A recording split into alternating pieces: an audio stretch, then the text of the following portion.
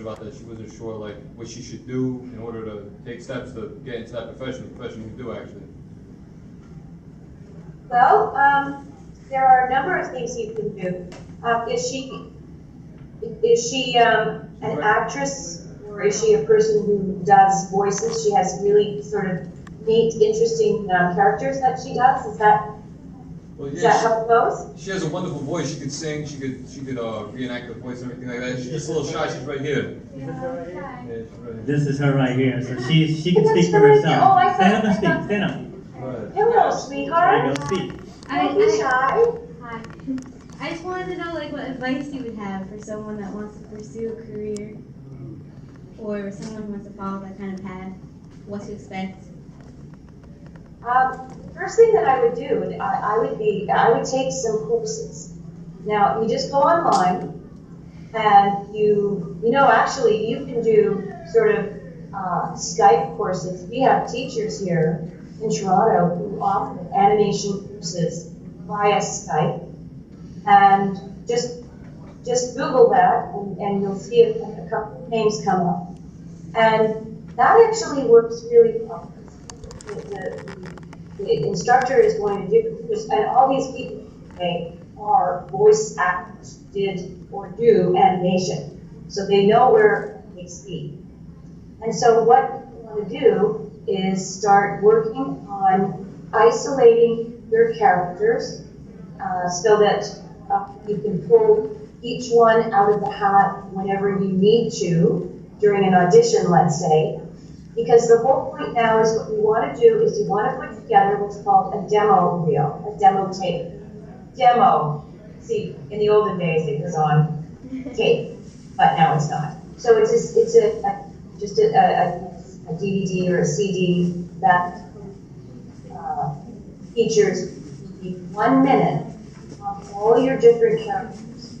So in 1 minute goes on, let's say you take 12 seconds, 12 seconds, 12 seconds, whatever, and maybe put 6 or 7 different characters on your demo.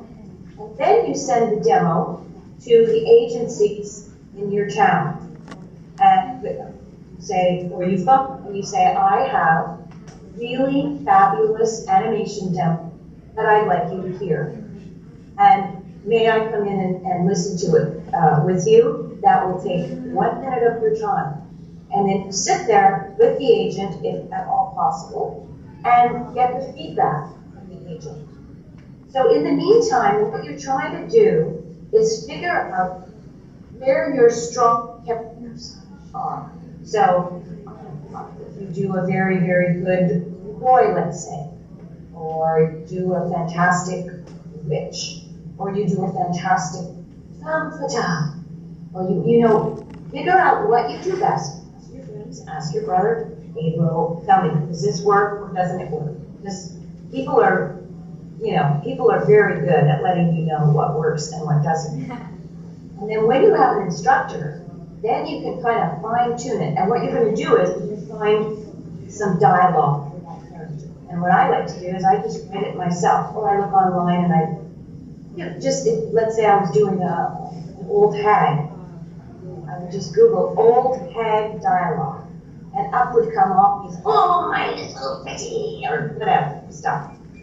And then I would tailor that so that it would suit my voice. Is that making any sense to you? Yeah, that's actually a lot of help. Sorry, I can't hear you. That's a lot of help, actually. Thank you. Oh, you're welcome. And you know what? If you're a singer, that will really help you along, because obviously you have to you know your microphone, right? Yeah.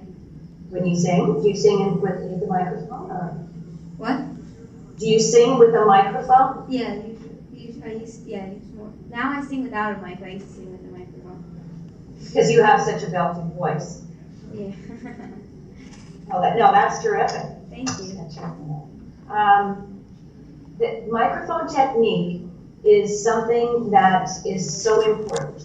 So what you can do is just buy a microphone. You can get them very inexpensively. Plug it into your computer and practice, right? And listen back, and listen back, and practice and listen back. it's something, I mean, I never took that one single lesson in my life. It was just, and the other thing too is I always wear headsets so that I can hear what I'm doing, and I can hear if I'm popping or making a lot of mouth sounds or whatever. So anyway, good luck to you. Thank you. And don't be shy. All right, thank you. Okay. We got our final question, so it's gotta be a good one. Well, no pressure at all, no pressure at all. I'm thinking about it. Hi, I was wondering, like, overall, what do you think was your hardest role to get into and perform every time you had to go in, and why?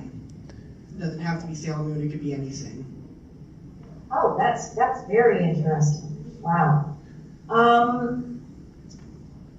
One of the hardest ones, but one of the most fun ones, was a show, an animated series called Tick-Tin. Did that play in the United States? Yep. Yeah, it is. That was a dog. Is that kind of fun? Sometimes, you know, you come out of there and think, ooh, what happened to my tonsils? One of the ones that was kind of hard for me, I did a film called Heavy Metal. And, Oh, okay. The character was very, shall we say, overtly sexual. So that was, because at that point I had been very accustomed to playing little girls, you know. Oh, I think this is really wonderful what everybody's doing, because I really like this. Or I was a little boy. I can't believe it, I did it, I got a home run. So to suddenly have to go in and be overtly sexual was challenging. And when I ended up, boy, talk about censorship. When I went to see the film, I suddenly found out that my character, you know, had no clothes on for most of the time. I didn't know that when I was recording it, because that wasn't dubbed. That was recorded before the film was animated, which is how they used to do it all in the old, you know, 20 years ago, 25 years ago. So that was the kind of thing that I thought, I wonder if anyone's buying this. I sure hope they're buying it. And they did. It worked well. You know, and I'm actually, it's one of my favorite things I've ever done. I just actually got a DVD of Heavy Metal the other day. Good old Amazon, huh? I thought, where am I going to get a copy of it? Because I'm also putting together the information down. And there it was on Amazon. I couldn't believe it. So I looked at the performance, and I hadn't seen it in over 20 years. And I thought, oh, what would you know, it's so funny.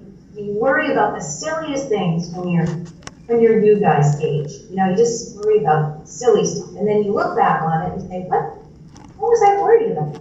You know, so that's how it goes. I'm making myself sound like Methuselah. I hope, I hope you don't think I am Methuselah. But before we go, is there any upcoming projects you want to talk about? I've just auditioned for a couple of things. There's, we'll just have to see. I did get a call back for one of them. A callback means that they've narrowed it down from 900 people to maybe 20. Yeah, so it's a very hard business that I'm in. What you've done in the past has absolutely no relevance to what's going on today. So you have to audition for everything and hope for the best. So luckily, I'm the kind of person that I walk into the audition and I do my best, and when I walk out, it goes right out of my mind, because otherwise you just get sick with, you know, nervosity and worrying. So I just say, okay, that's over. I did my best. Now it's not up to me. It's up to the gods. Awesome. So I'll let you know. Awesome.